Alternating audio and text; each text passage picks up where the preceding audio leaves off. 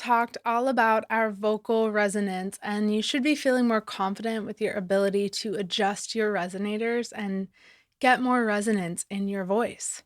When it comes to resonance, we can't leave this topic off the table: vocal placement. You've probably heard this term before, or maybe an instructor has told you to place your voice in your head or place it at your teeth. Let's try placing our voice in different areas. We'll sing the same note on an ah, and we'll go through the different places that you could place this sound so you can hear how the sound changes in my voice, and you can hear the changes and feel the changes in your voice as well. Let's first place this note in our chest. Try that out. I want you to feel it as though your voice is coming out from your chest. Uh, let's go to our head next. Imagine the sound of your voice is coming out from the top of your head. Uh,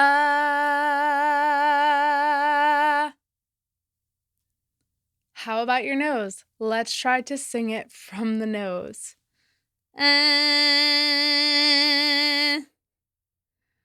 Now, I want you to place that same note in your cheeks and your face. Imagine the sound is coming out from right here. Ah. Let's now imagine your voice is right on your lips. Ah. And last, let's try to just centralize the sound of your voice right in your mouth. Ah. Good job. From what we know about singing, you can't actually place your voice in your head because sound only gets made when the vocal folds vibrate. But we do know that we can create different kinds of resonance or feel our voices resonating in different parts of our bodies.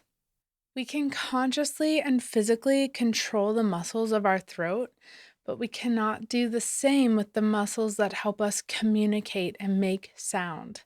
These muscles are controlled by our brains.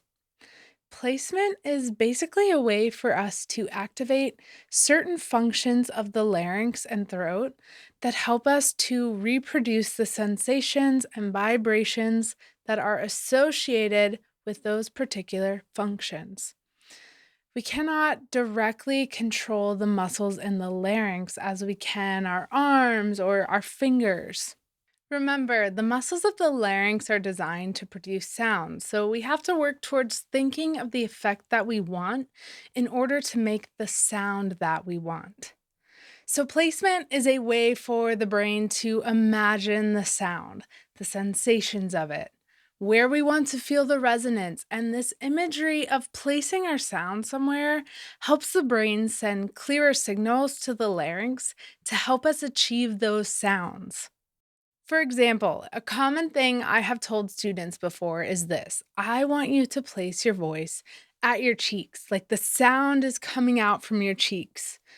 This cannot physically be done, but what it does do is help you to think, okay, I want to feel that vibration in my cheeks. It usually causes you to brighten your eyes, gently lift your cheeks, and you may have that slight smile. All of these kinds of actions impact how the larynx moves and how the vocal folds come together. When I say something like, I want you to place the sound of your voice in your cheeks, the sound I wanted to get out of you was a brighter, more ringing quality. But just saying, give me a brighter, more ringing quality may not always translate well. So, saying, I want you to place your sound in your cheeks like it's coming out from your face, that is something that you can imagine with your brain. And your brain can tell your larynx and body exactly what to do to achieve that sound. When it comes to improving vocal resonance, placement is a huge aspect. Common places you may try to place your sound is in your head, in what is often called the singer's mask, which is right here in the face. You could try to place your sound in your nose or right in your mouth. You could even place it at your teeth or right at your lips or in your chest. There are a multitude of places you can imagine your sound traveling to. We activated all of those at the start of this lesson. When it comes to singing, you have to think, but I also don't want you to get so lost in your thoughts. You shouldn't be constantly overthinking things like, is my larynx low enough? Did I widen my pharynx enough for this note? Maybe my tongue was too arched for that one vowel.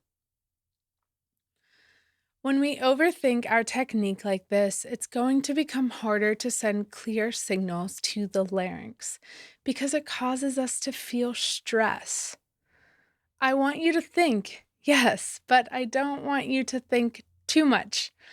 Practice so these techniques start becoming second nature and use your imagination more often as you sing.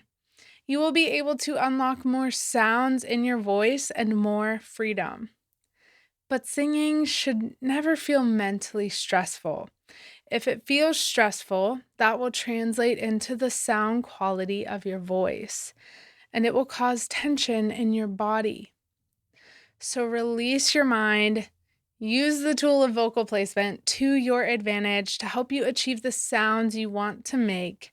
And above all else, have more fun as you sing.